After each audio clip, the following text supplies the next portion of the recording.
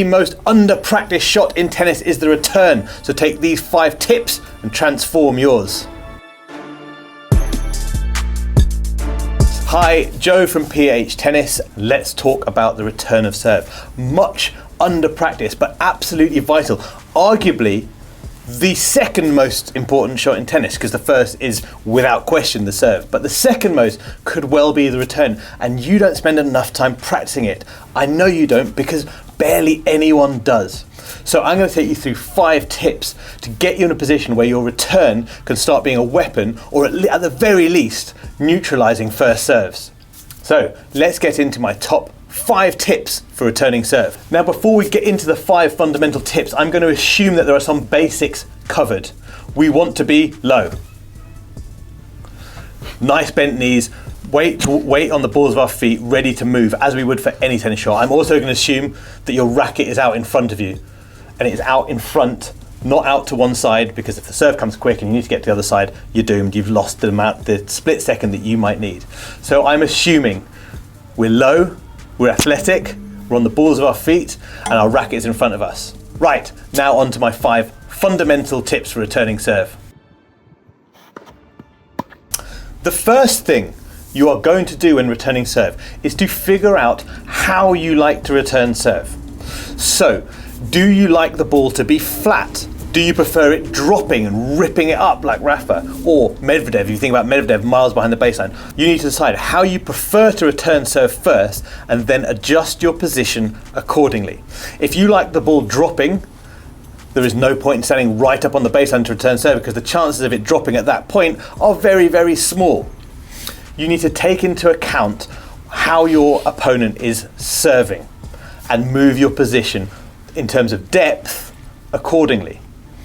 If you want it to drop, you move back. If you want the ball on the rise, you're going to be stepping in towards the ball to get it on the rise. Find this solution, find this right spot for you versus your opponent. It might be that they start off serving slightly more cautiously, and therefore your position can be slightly further up. It might be then that as they warm up, as their shoulder loosens up, that serve gets bigger and faster, and they're going to move back. But you're looking to adjust your position throughout to give yourself the return that you like, or the return height, or more importantly, the return trajectory of ball that you like. So, first things first, find the right position for you in terms of depth. Let's talk positioning again, but now we're talking about where you stand in terms of the width across the court, where you're going to return serve from. Now, sort of classically, you'd look for your outside foot to be in line with the inside tram line, roughly speaking, but everyone has a preference. You might be a step to your left to give yourself a better chance of a forehand. But what's important here is that you adapt it as you go, based on your opponent. Serving and returning is kind of a cat and mouse game. And if you can just shift that balance in your favour slightly, you can start to dominate much more easily and take away their serve as a weapon. For example, if your opponent loves a slice serve, or maybe can only slice serve, there is nothing wrong with taking your starting position further out into the tram lines. That way, you're giving yourself a better shot at their serve, and you're forcing them to play a serve that they don't want. This is the cat and mouse.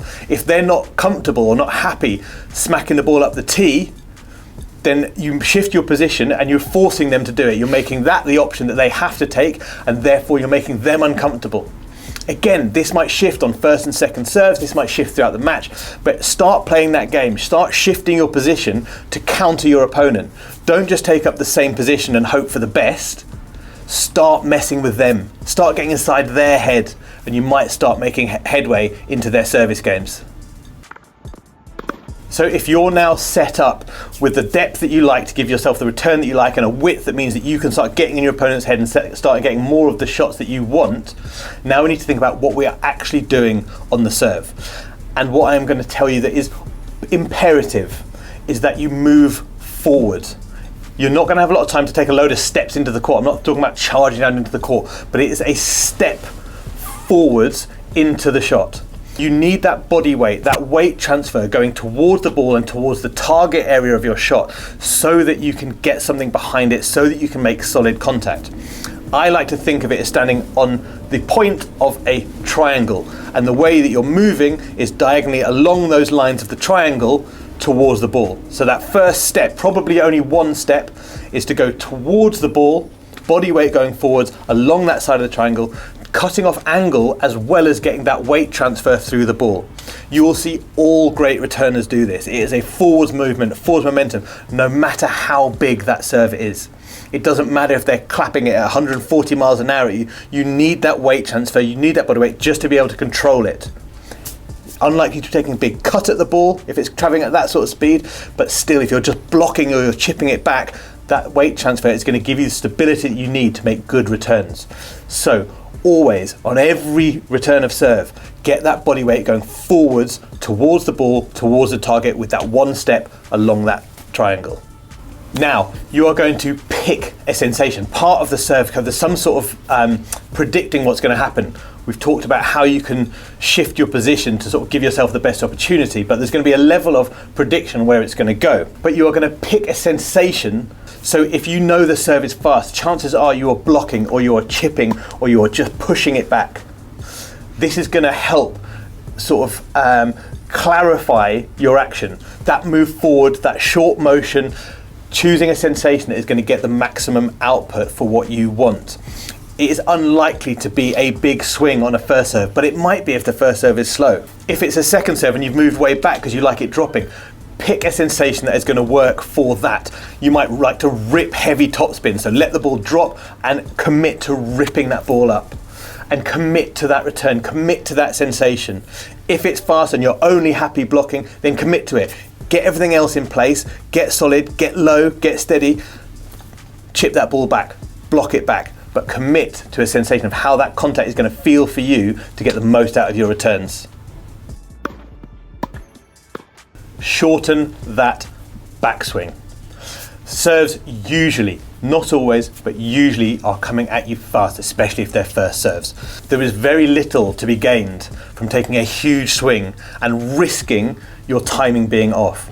You want to get the ball back in play. You want to get it back in play with as much as you possibly can give, but you want that ball back in play. So use the energy of the incoming ball, shorten that backswing, and make sure you make good contact. Good contact is going to be better than trying to blast everything and missing every 5 balls. If you think about it logically, the further away that you take your racket from the ball, the more distance you have to make up, the more that can go wrong in terms of timing by the time you get there. If the backswing is short, you've got less that can go wrong, you can make good, solid contact, and that's what we want. Pick the right sensation, shorten that backswing, and make good contact, and you will make better, more consistent returns. And that's what we want. We want to dominate with our return and take away their weapon of the serve. In summation, we've got nice low stance. We've got the racket out in front of us. That's fundamentals. We know that. Now we're going to look at our positioning. Are we far enough back? Are we getting the right ball that we want because of that? Are we shifting our position sideways to maximize the shot that we want and cause issues for them down the other end? Have we shortened our swing to make sure we're making really good contact? Are we choosing and committing to the right sensation? And are we moving forwards to make contact, using that weight transfer, using your body weight to get solid contact on the ball? Let's make sure we're doing those things and your returns will skyrocket, frustrate opponents and become a real weapon. Finally, as I mentioned at the beginning, this is a much under-practiced shot in tennis. So my one overarching tip is practice it. Warm up before you play. Use the warm up when your opponent is serving to get some returns in. Start figuring some of these things out and get yourself some reps. Return, return, return, and you will return to winning. Thanks as always for watching. Don't forget to like, follow, share and subscribe so you never miss a thing from PH Tennis. Return to winning was good.